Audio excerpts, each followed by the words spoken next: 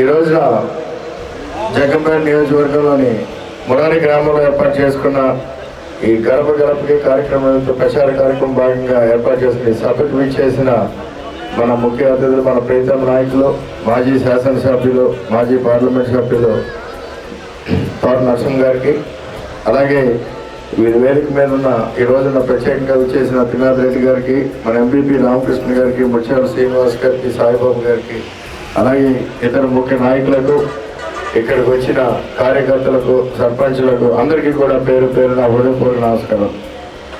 ముఖ్యంగా మీ అందరికీ కూడా ఈ ప్రచార కార్యక్రమం నిమిత్తం కొన్ని సూచనలు ఇవ్వదలుచుకున్నాం.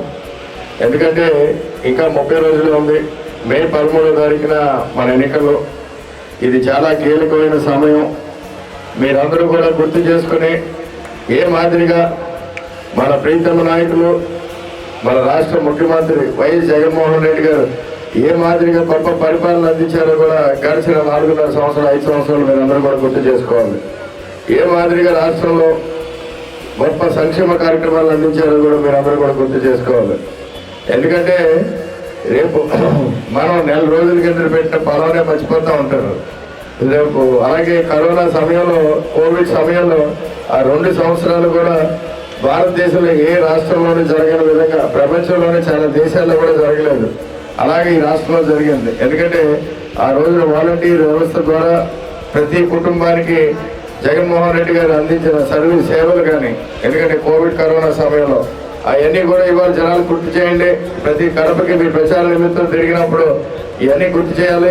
అలాగే ప్రతి గడపకి కూడా జగన్మోహన్ రెడ్డి గారు, ఎందుకంటే ఆయనకి 2.5 సంవత్సరాల పరిపాలన సమయం దొరికినా ఎంత గొప్పగా సంక్షేమ కార్యక్రమాలను అందించడమే కాకుండా గొప్ప అభివృద్ధి కార్యక్రమాలు కూడా చేపట్టిన ఘనత మన ముఖ్యమంత్రి అని చెప్పుకోవడం మీరందరూ గుర్తు చేసుకోవాలి. ఎందుకంటే జగన్మోహన్ రెడ్డి గారు రుణం తీర్చుకునే విధంగా రేపు జరగబోయే ఎన్నికల్లో మళ్ళీ జగన్మోహన్ రెడ్డి గారు ముఖ్యమంత్రి అయ్యే విధంగా కూడా వైఎస్ఆర్ కాంగ్రెస్ పార్టీ అధికారంలోకి వచ్చే విధంగా కూడా అందరూ ఆలోచన చేయాలని చెప్పి కూడా మీరందరూ గుర్తు చేసుకోవాలి.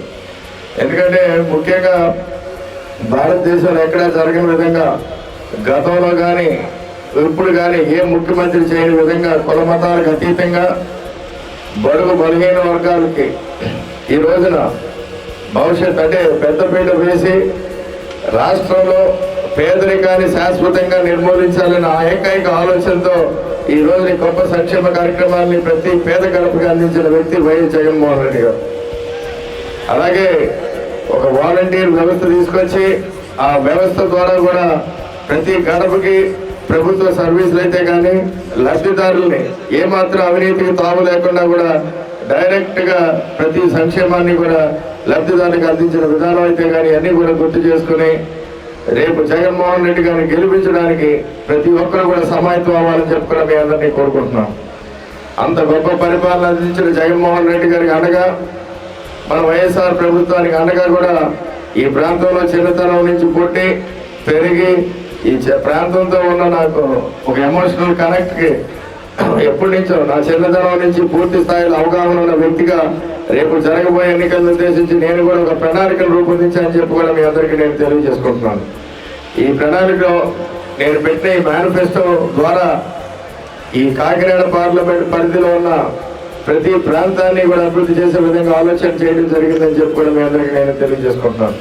ఇదంతా కూడా ఎందుకంటే మాకున్న అనుభవంతో పాటు, అనుబంధాలతో పాటు, విదేశాల్లో అనుబంధాలతో పాటు ఇవన్నీ కూడా సాధ్యం చేసుకోవచ్చు అని చెప్పి కూడా మీ అందరికీ నేను తెలియజేసుకుంటున్నాను. ముఖ్యంగా ఈ కాకినాడ పార్లమెంట్ పరిధిలో ఉన్న 400 గ్రామాలని కూడా దత్తత తీసుకుని గ్రామానికి ₹1,00,00,000 చొప్పున రాబోయే 5 సంవత్సరాల్లో ప్రతి గ్రామాన్ని కూడా అభివృద్ధి చేస్తామని చెప్పి కూడా మీ అందరికీ నేను తెలియజేసుకుంటున్నాను. అలాగే ఇక్కడ గత 17 సంవత్సరాలుగా కూడా నేను 3 ఎలక్షన్లు చేసి దగ్గర వచ్చి ఓడిపోయిన ఈ ప్రాంతం నుంచి మా సంస్థల్లో 30,000 పైచిలకు మందికి ఇక్కడ నేను ఉద్యోగ అవకాశాలు కల్పించడమే కాకుండా ఉపాధి ఇచ్చి ఆ ప్రాసెస్లో ఒక 7-8 నెలల కిందట నేను ఒక పెద్ద జాబ్ మేళా నిర్వర్తించడం జరిగింది కాకినాడలో. ఆ జాబ్ మేళాలో ఒక 2,000 మందికి ఉద్యోగ అవకాశాలు కల్పించే విధంగా ఒక 100 కంపెనీలు తీసుకొచ్చి కాకినాడ జేఎన్టీలో నిర్వర్తించడం జరిగింది. ఆ జాబ్ మేళాలో ఎవరు కూడా ఊహించిన విధంగా 2 రోజులు ఆ జాబ్ మేళాలో 20,000 మంది యువతి యువకులు పాల్గొని మమ్మల్ని అందరినీ కూడా ఆశ్చర్యం గురి చేసింది. ఎందుకంటే ఇంతమంది యువతి యువకులు ఉద్యోగాల కోసం ఎదురు చూస్తున్న ఆలోచనతో ఆ రోజున మనం కొన్ని ఆలోచనలు చేసి రేపు ఎలక్షన్లో అయిపోయిన తర్వాత ఈ మేనిఫెస్టోలో కూడా పెట్టడం జరిగింది. ఇక్కడ ఎందుకంటే మన భారతదేశంలో కానీ విదేశాల్లో కానీ ఉద్యోగాలు దండిగా ఉన్నాయి అవకాశాలు. కానీ మన పిల్లలు ఇక్కడ ITI, polytechnic, BCom, BSc, BTech, MCA, MBA చదివిన ఉద్యోగాల్లోకి వెళ్ళినప్పుడు ఇంటర్వ్యూల్లోకి వెళ్ళినప్పుడు ఫెయిల్ అవుతాం. కానీ మన ఉద్యోగాల్లో పెట్టినప్పుడు 1-2 నెలలు తిరగకుండా వచ్చేస్తున్న వైనం మాకు బాగా ఎదురైంది. ఎందుకంటే వాళ్ళకి బేసిక్ శిక్షణ లేకుండా ఉండడం వల్ల ఇలా ఇబ్బందులు పడుతుందని ఆలోచన చేసి రేపు ఎలక్షన్లు అయిన తర్వాత మన కాకినాడ ప్రాంతంలోనే ఒక భారీ శిక్షణా కేంద్రాన్ని అంటే స్కిల్ డెవలప్మెంట్ సెంటర్ని ఏర్పాటు చేసి ప్రతి సంవత్సరం కూడా 5-6 వేల మంది యువతి యువకులకి ట్రైనింగ్ ఇప్పించి వాళ్ళని పూర్తి స్థాయిగా 100% జాబ్ అంటే ఉద్యోగం ఇచ్చే విధంగా కూడా ఆలోచన చేయడం జరిగిందని చెప్పి కూడా మీ అందరికీ నేను తెలియజేసుకుంటున్నాను. అలాగే నాకు చిన్నతనం నుంచి కూడా ఈ ప్రాంతం మీద పూర్తిగా అవగాహన ఉన్న వ్యక్తిగా, ముఖ్యంగా మన కోస్తా ప్రాంతం అయితే కానీ అలాగే మన మెట్ట ప్రాంతం అయితే కానీ పారిశ్రామికంగా చాలా అనువైన ప్రాంతం. ఈ ప్రాంతం మీద గత 10 ఏళ్ళుగా కూడా మేము దృష్టి పెట్టి రేపు రానున్న 5 సంవత్సరాల్లో ఎలక్షన్ అయిపోయిన తర్వాత రేపు రానున్న 5 సంవత్సరాల్లో ఈ ప్రాంతంలోనే 30,000 నుంచి 40,000 కోట్ల పెట్టుబడి తీసుకొచ్చి భారీ పరిశ్రమలు తీసుకొచ్చి ఈ ప్రాంతం అంతా కూడా అభివృద్ధి చేస్తామని చెప్పి కూడా మీ అందరికీ కూడా నేను హామీ ఇస్తున్నానని చెప్పి కూడా తెలియజేసుకుంటున్నాను. ఎందుకంటే ఈ పరిశ్రమలు వచ్చిన తర్వాత తప్పకుండా ఇదే ప్రాంతంలో మన పిల్లలందరికీ ఉద్యోగ అవకాశాలు వస్తాయి. ఈ ప్రాంతం అంతా కూడా పూర్తి స్థాయిలో అభివృద్ధి చెందుతుందని చెప్పి కూడా మీ అందరికీ తెలియజేసుకుంటున్నాం. అలాగే 4వది, ఈ ప్రాంతంలో ఎంతో మంది యువతి యువకులు చాలా తెలివైన వారు ఉన్నారు. వాళ్ళకి ఎంతో మందికి మంచి మంచి ఐడియాలు ఉంటాయి. చిన్న చిన్న వ్యాపారాలు చేయాలి, ఉద్యోగాలు క్రియేట్ చేయాలన్న ఆలోచనతో చాలా మంది యువతి యువకులు మాకు ఎదురవుతూ ఉన్నారు ఎప్పుడో ఎన్ని సంవత్సరాల నుంచి కూడా.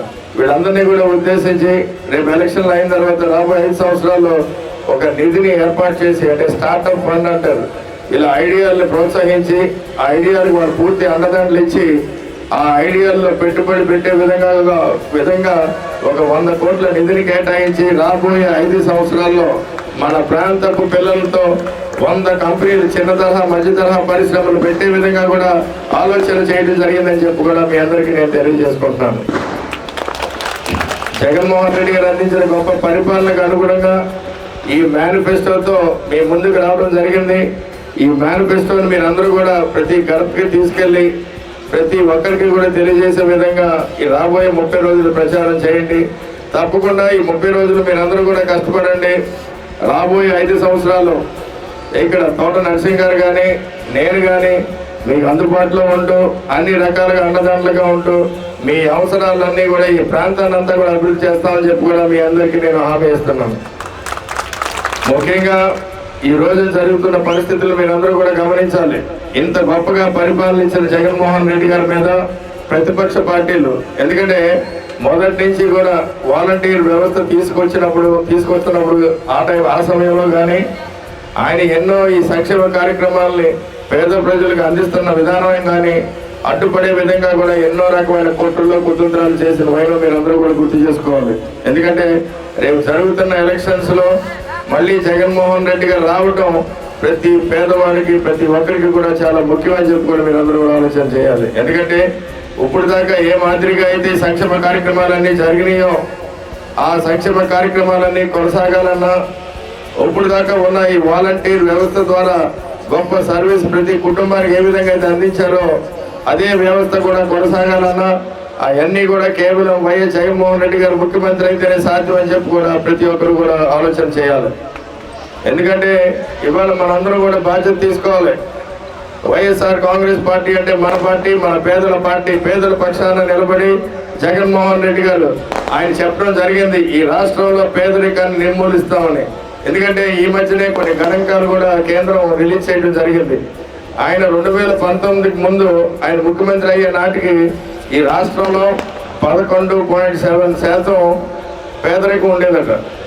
మొన్న ఇచ్చిన గణాంకాల ప్రకారం ఆ 11.7% ఉన్న పేదరికం ఈ రోజున గణాంకాల ప్రకారం కేవలం 4.2% పడిపోయిందని చెప్పి కూడా మీరందరూ కూడా గమనించాలి. ఆయన మొట్టమొదటి టర్మ్లోనే ముఖ్యమంత్రిగా ఉన్న చిన్న అనుభవంతో ఇంత గొప్పగా చేస్తే ఈ 5 ఏళ్ల అనుభవంతో రాబోయే 5 సంవత్సరాల్లో ఇంకా గొప్పగా చేస్తారనడానికి సందేహం లేదు. ఈ 4.2% ఉన్న పేదరికాన్ని కూడా పూర్తి స్థాయిలో నిర్మూలిస్తారని చెప్పి కూడా మీ అందరూ కూడా గుర్తు చేసుకోవాలని చెప్పి కూడా మీరందరూ కూడా ఆలోచన చేయాలని చెప్పి కూడా తెలియజేసుకుంటున్నాను. ఎందుకంటే జగన్మోహన్ రెడ్డి గారి పరిపాలన కూడా ఏ విధంగా చేశారో మీరందరూ కూడా అందరికీ అవగాహన కల్పించాలి. ఈ రోజు ప్రతిపక్ష పార్టీలు ఏ మాదిరిగా తయారైనాయి అంటే జగన్మోహన్ రెడ్డి గారిని అడ్డుకోవాలంటే ఇవాళ ఈ రాష్ట్రంలో కాదు ఈ దేశంలో ఉన్న అన్ని పార్టీలు ఏకమై పొత్తులో 3 పార్టీలు ఇండైరెక్ట్ గా కాంగ్రెస్ పార్టీతో కూడా పొత్తు పెట్టుకుని ఈ రోజున జగన్మోహన్ రెడ్డి గారి మీద యుద్ధం ప్రకటించిన విధానాన్ని కూడా మీరు అందరూ కూడా గుర్తు చేసుకోవాలని చెప్పి కూడా తెలియజేసుకుంటున్నాను. ఎందుకంటే జగన్మోహన్ రెడ్డి గారు చేస్తున్న గొప్ప పరిపాలన ఏదో రకంగా అడ్డుకోవాలి, ఆయన కొనసాగనివ్వకూడదని ఏకైక లక్ష్యంతో ఈ రోజున వ్యక్తిగతంగా కూడా విమర్శలు చేసి వాళ్ళు చూస్తే, ఎందుకంటే భారతదేశంలో నాకు తెలిసి ఏ నాయకుడు కూడా చెప్పుండడు ఏంటి ఎలక్షన్ సమయాల్లో, ఏ ముఖ్యమంత్రి కూడా చెప్పుండడు ఎలక్షన్ సమయంలో. ఓన్లీ మన ముఖ్యమంత్రి చెప్పాడు మీ ఇంటికి మంచి జరిగింది అనుకుంటేనే నాకు ఓటు వేయండి అని చెప్పిన ఏ నాయకుడు కూడా ఇప్పుడు దాకా లేడని చెప్పి కూడా మీరు అందరూ కూడా గుర్తు చేసుకోవాలి.